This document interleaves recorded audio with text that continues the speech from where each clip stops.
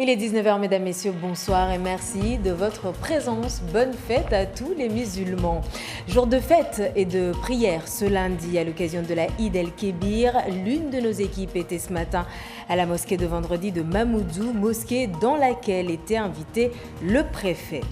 Jour de sacrifice, de partage, mais aussi de vente de viande fraîche pour les éleveurs de zébus, notamment de 13 à 15 € le kilo. Pas de quoi freiner, vous le verrez, pour autant le consommateur. Et puis, on parlera à la fin de cette édition de karaté et de la visite à Mayotte de cet expert fédéral venu effectuer un stage. Patrick Rowe est notre invité ce soir. On parlera avec lui donc tout à l'heure. Dans l'île, si une minorité de musulmans célébrait hier la Eid el-Kébir, c'est ce lundi qu'avait lieu officiellement la fête.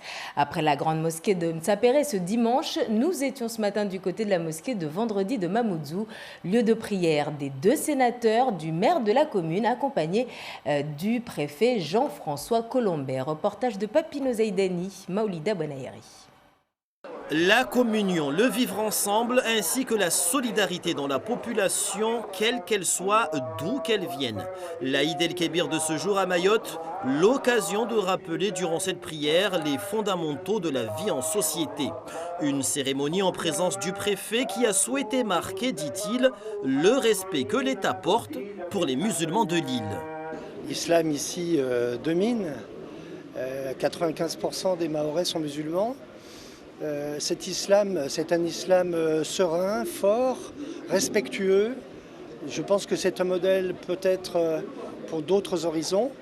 Et je voulais simplement, en étant présent, comme on peut l'être dans une cathédrale ou dans d'autres lieux de culte, venir ici témoigner de mon respect pour les Mahorais musulmans. Et ce qu'il nous faut peut-être traduire à Mayotte, c'est qu'on reste ensemble. Qu'on reste ensemble dans un esprit de concorde pour que Mayotte puisse se développer comme elle doit se développer. C'est le vœu que j'exprime aujourd'hui. Un vœu bien accueilli par les fidèles de la mosquée de Vendredi de Mamoudzou, à l'instar de l'imam de cette dernière qui n'a pas manqué de saluer la présence du délégué du gouvernement et d'insister sur la notion d'unité dans la communauté islamique. C'est une chance encore fois deux, car nous avons reçu le représentant de l'État chez nous, M. Jean-François Colombet. C'est un honneur. Eh bien, nous vous déclarons la joie, le bonheur et la foi, et que vive la communauté française, la communauté franco-mahoraise, la communauté islamique, etc., etc., pour que nous soyons toujours unis, toujours des exemplaires pour la génération future, Inch'Allah ta'ala. Une fête de la Eid el-Kébir porteuse aujourd'hui d'autant de symboles forts que de messages de rassemblement. La Eid el-Kébir, la fête la plus importante de l'islam puisqu'elle marque la fin du pèlerinage à la Mecque, 5e pilier de l'islam.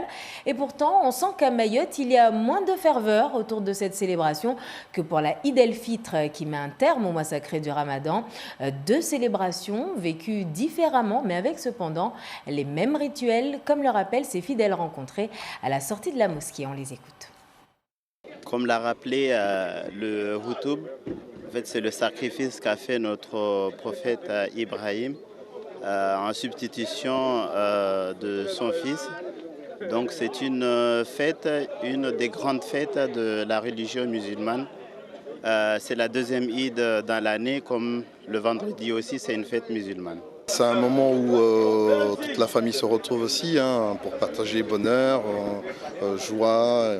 Et je pense que c'est un moment important pour tout Maori et tout musulman au monde. Donc je pense que c'est le moment aussi d'aller, c'est un moment aussi qu'on se rend dans les cimetières, faire les prières pour ceux qui nous ont quittés, leur souhaiter toutes les bonnes choses qu'on peut souhaiter à un membre de sa famille qui est parti. Il n'y a que 4 mois que je suis ici à Mayotte et ça se passe comme au bled, quoi. Moi je viens du Maroc et à Mayotte on sent la fête, tout le monde est heureux, on voit les enfants C'est la joie, c'est un moment convivial, c'est ça. À vrai dire, ça on fait avec les amis, les parents, les proches, même ceux qui ne sont pas de notre religion, mais quand même on peut les accueillir par connaissance.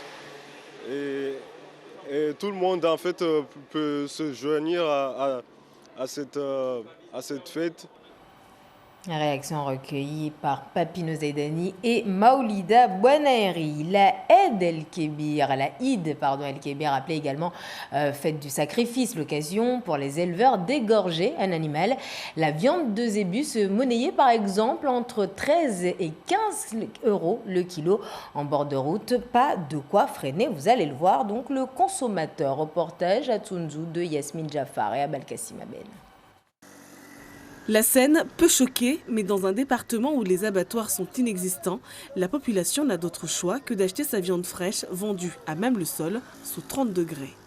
J'ai acheté de la viande sur la route parce que c'est le seul moyen d'avoir de la viande fraîche en ce jour béni qui est le jour de l'Aïd el-Kabir.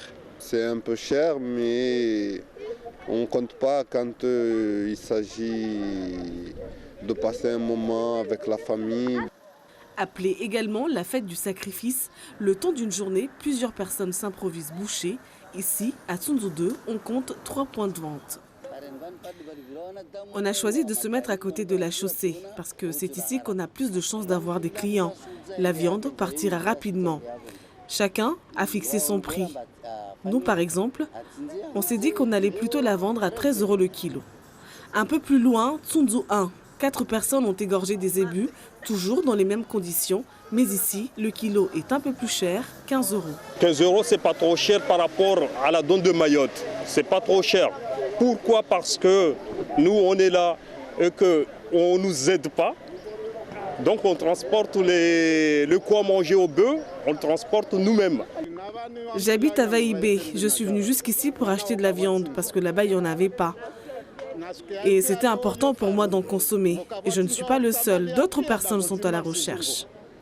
Ce père de famille, tout comme beaucoup d'autres, ont trouvé de quoi passer une très bonne fête de l'Aïd el-Kabir. Le sacrifice fait également le bonheur des propriétaires des animaux. Chacun récoltera au moins 3 000 euros. Et dans la région, à La Réunion, l'Aïd el-Kébir a été également célébrée ce lundi, une fête sous le signe du partage, là aussi, comme ici à Saint-André. Reportage de nos confrères de Réunion la Première.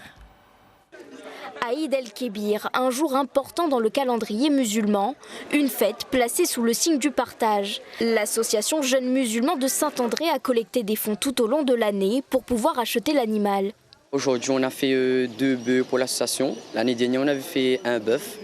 Et voilà, quoi, tout se passe bien. Et les bœufs, ça va servir pour partager avec tout le monde. Il y aura des personnes qu'on connaît déjà et il y a des personnes qui vont venir pour chercher leur morceau de bœuf s'ils veulent. Une fois le sacrifice, vient le moment du partage, une part réservée à la famille, puis les proches et enfin ceux dans le besoin. Il y a déjà un listing, ça veut dire qu'on a choisi des gens, enfin pas choisi, il y a des personnes qu'on sait qui sont dans le besoin. Et après, on va les déposer pour eux. Et après, s'il y a des personnes qui veulent venir récupérer, s'ils veulent, il n'y a pas de souci. Samir et son équipe sont méticuleux dans la pratique. On essaie de gérer au mieux ce sacrifice afin que tout se passe bien dans les meilleures conditions et surtout ne pas faire souffrir l'animal, c'est le plus important pour nous. Une journée qui s'annonce bien remplie. Une fois le sacrifice terminé, l'animal doit être préparé, puis partagé. Dans le reste de l'actualité, la venue à Mayotte de cet expert fédéral en karaté, Patrick Rowe, notre invité ce soir. Une visite dans le cadre d'un stage au sein d'une discipline qui connaît de plus en plus d'adeptes dans l'île. Reportage d'Henriette Bonaïssa, Papino Zaidani et Atoumani Simba.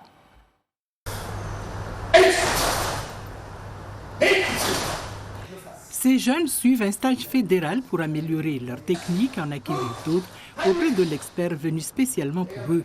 Ils sont une vingtaine avec objectifs et perspectives à la recherche d'autres pédagogies et approches pour pouvoir mieux se contrôler et se défendre, mais aussi peaufiner le travail déjà fait, affiner leurs sensations et découvrir un autre langage corporel qui viendra enrichir leur propre pratique. Pour moi, c'est une grande expérience pour moi parce que je vais pouvoir profiter de l'expérience de quelqu'un de plus expérimenté et puis de découvrir plusieurs choses que je ne connaissais pas avant. Comme comment se comporter bien au dojo, comment on doit être avec quelqu'un de plus gradé que soi, et puis ce que signifie le karaté. Mayotte est nouvelle à la Fédération française de karaté. Celle-ci a obligation de suivre l'évolution de la discipline sur le territoire, une discipline qui a conquis ces jeunes en quête de validation des connaissances. Tous les ans, il nous faut au minimum un expert fédéral qui vienne à la fin de la saison pour voir ce qu'on a fait et pour voir aussi ce qui a été préconisé au départ, si nous suivons exactement l'évolution fédérale avec les règles. D'où justement cet expert qui est venu pour non seulement faire un stage à nos cadres, parce que vous voyez que la majorité c'est des premières dames, ceinture noire. Parallèlement à ce stage, l'expert visite les différentes écoles du département. À la saison 2019-2020 qui démarre au mois de septembre, l'accent sera mis sur les diplômes fédéraux pour que tous ces jeunes soient de plus en plus autonomes et aussi parce qu'il faut plus d'encadrement. Si on n'a pas assez d'encadrement locaux, on ne pourra pas avancer. Aujourd'hui, on a des aides, des gens qui viennent de l'extérieur, ils sont mutés, ils viennent ici, mais après ils doivent repartir. Donc il faut que nous, locaux, nous soyons formés pour que nous puissions faire suivre la relève. Un stage on ne peut plus bénéfique pour répondre aux échéances sportives régionales et pourquoi pas nationales. Et avec nous sur ce plateau, je vous le disais, Patrick Cros, bonsoir. Bonsoir, GG. Gemma, merci d'être avec nous. Alors vous, je le disais tout à l'heure, vous êtes expert donc fédéral en karaté. Est-ce que pour commencer, c'est votre première fois à Mayotte et qu'est-ce qui vous a marqué chez vos élèves mahorais, j'ai envie de dire? Alors c'est mon deuxième voyage. J'ai été invité par M. Tostao, qui est le président du comité départemental de la Fédération française de karaté à Mayotte. Et je suis donc venu en février et à la suite de ce stage, je m'ai réinvité. Et c'est assez rare de venir 2 fois dans un même département ou une ligue. Et ce que j'ai pu remarquer, c'est l'enthousiasme des jeunes. Ils ont grand espoir et je pense qu'il ne faudra surtout pas les décevoir. Donc, quand vous dites que c'est assez rare, je rappelle juste qu'en métropole, vous vous occupez d'une grande école, enfin plusieurs écoles, c'est ça, expliquer un peu. En fait, en tant qu'expert fédéral de la Fédération française de karaté, notre travail, c'est d'aller dans les départements, les ligues, et d'apporter notre expertise auprès d'autres professeurs, mais également d'étudiants. Et il est vrai que nous allons régulièrement dans les départements, en général 1 fois dans l'année. Et cette fois-ci, M. Tostao, après mon passage, a décidé de me faire revenir. C'est pour ça que je suis là cette fois-ci. Et c'est pourquoi? C'est parce que cette discipline est assez récente ou récemment structurée ici à Mayotte? Je pense qu'elle a que quelques années et je suis très heureux de constater les efforts que le comité met en place pour inviter des experts, car sans les experts, forcément, le niveau n'évoluera pas. Alors, on l'a entendu dans le reportage, pour eux en tout cas, votre venue est un enrichissement. Le jeune homme disait, on apprend des choses qu'on ne connaissait pas. Là, il parlait de quoi? De méthode de combat ou de vertus? Parce qu'au karaté, il y a plein de vertus qu'on ne connaît pas, nous autres. Effectivement, l'être humain, depuis très longtemps, a toujours aimé le combat. La vie est un combat elle-même, mais le combat sans les vertus, c'est comme donner des armes à des enfants. Donc il y a la partie technique, mais aussi d'éducation, forcément. Et ayant passé 15 années au Japon et je retourne régulièrement, toutes ces vertus, toutes ces manières de faire, ces comportements, et j'essaie de les transmettre aux plus jeunes. C'est pour ça que je continue après 45 ans de pratique. On parle de quelles vertus ici? Alors on parle de fidélité, d'humilité, du courage, de l'effort. Et lorsqu'on a, et il y en a d'autres bien entendu, je ne vais pas toutes vous les citer, mais lorsque le jeune peut s'imprégner de ces vertus, ensuite il peut les appliquer dans la vie de tous les jours, pour le travail, pour les relations humaines, cette pureté d'esprit ne peut que lui apporter du bien. Alors vous nous avez ramené justement ici, je ne sais pas si on va voir à l'écran le petit papier que vous nous avez ramené. Pardon, est-ce que vous pouvez nous expliquer exactement ce que c'est? Alors cette calligraphie, d'abord j'ai 20 ans de pratique de calligraphie, dont 8 ans avec un grand maître japonais. Il faut savoir qu'au Japon, les anciens maîtres d'arts martiaux pratiquaient également un art doux. Alors quand je parle d'art doux, ça peut être le bonsaï, la calligraphie, la cérémonie du thé, parce que les combattants qui s'entraînent tous les jours en combat, quelquefois ils devenaient un peu rustres. Et pour rééquilibrer, si vous voulez, pratiquer un art doux. Et on appelle ça au Japon Bumbu Ryodo, qui signifie l'étude de la voix. Vous savez, le judo, le karaté do, c'est la voix. C'est l'étude de la voix par la culture, mais aussi par l'art martial. Donc moi j'ai pratiqué 8 ans, je pense être même le seul Français qui pratique les arts martiaux à avoir pratiqué la calligraphie. Et donc lors de mes stages, je viens souvent avec des calligraphies et j'explique les vertus des arts martiaux à travers ces petites œuvres. Et justement, cette œuvre, elle signifie quoi? Elle signifie vertu, toku en japonais. Toku, d'accord, voilà. Vertu en japonais. Et maintenant, quelle sera la prochaine étape? Est-ce que vous allez revenir ou comment vos élèves justement vont mettre en pratique ce que vous leur avez appris, ce que vous leur apprenez en tout cas jusqu'au 18, puisque vous êtes là encore une semaine? Comment ça va se passer par la suite? C'est très simple. Je suis venu une fois, j'ai enseigné. Cette fois-ci, j'ai observé une progression, même dans les comportements, pas uniquement d'un point de vue technique. Il faut savoir, lorsque l'on étudie les arts martiaux, on imite, et puis il faut ressentir l'âme de l'enseignant. Ressentir, c'est très important, comme en combat. Il faut savoir anticiper, ressentir l'atmosphère qui règne dans un lieu, savoir si on doit y aller ou pas. Et ça, j'ai pu remarquer que les jeunes avaient énormément progressé. Et j'ai pu remarquer une très bonne harmonie avec le comité, le membre du comité, notamment M. Tostao, qui fait beaucoup d'efforts pour me faire revenir. Donc je crois que non seulement les jeunes, les enseignants, mais aussi le membre du comité départemental veut me faire revenir. Donc nous allons essayer chaque année de reproduire ce stage. Revenez en tout cas quand vous voulez, parce qu'on sent une grande harmonie en tout cas sur ce plateau. Votre présence en tout cas me fait ressentir une grande harmonie. Merci. Je vous remercie beaucoup. Patrick Rode, d'être venu sur ce plateau. Et c'est avec vous justement que s'achève ce 19h. Avant de nous quitter, je vous rappelle la célébration ce lundi encore à Mayotte de la Eid el-Kébir par une grande majorité de musulmans, fête qui marque la fin du pèlerinage à la Mecque et rappelle également le sacrifice d'Abraham, l'occasion pour beaucoup encore d'égorger un animal. Merci de votre attention. On se retrouve tout de suite pour le journal en mort et belle soirée à vous.